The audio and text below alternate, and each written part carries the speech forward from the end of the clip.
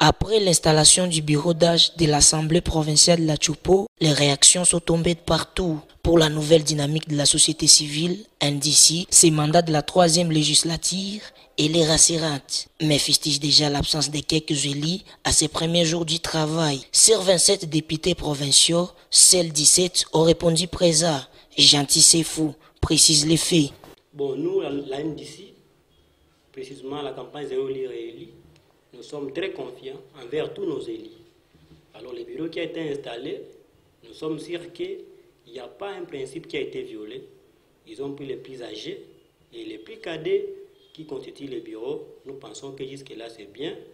Mais nous condamnons seulement un fait.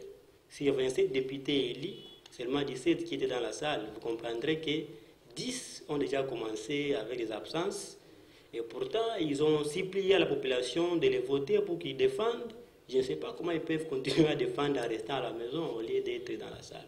Bon, comme aussi la plénière n'avait pas l'obligation de quorum, bon, ce n'est pas du tout obligeant, mais c'est un très mauvais départ. Quand seulement 10 commencent à rater une plénière, ça s'annonce un peu mal.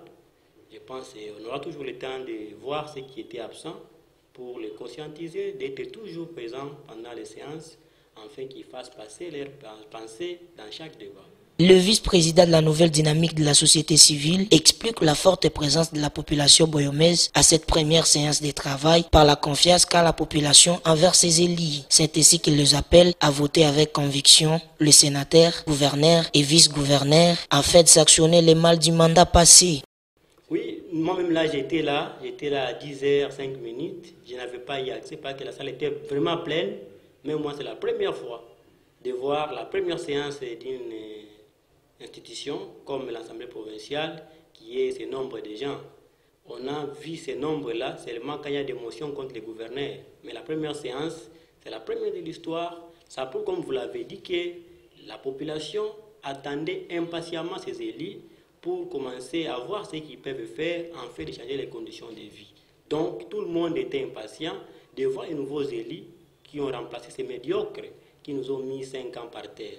Ici est noté que c'est Prosper Tangolia qui dirigera les bureaux d'âge de l'Assemblée provinciale de la Chopo.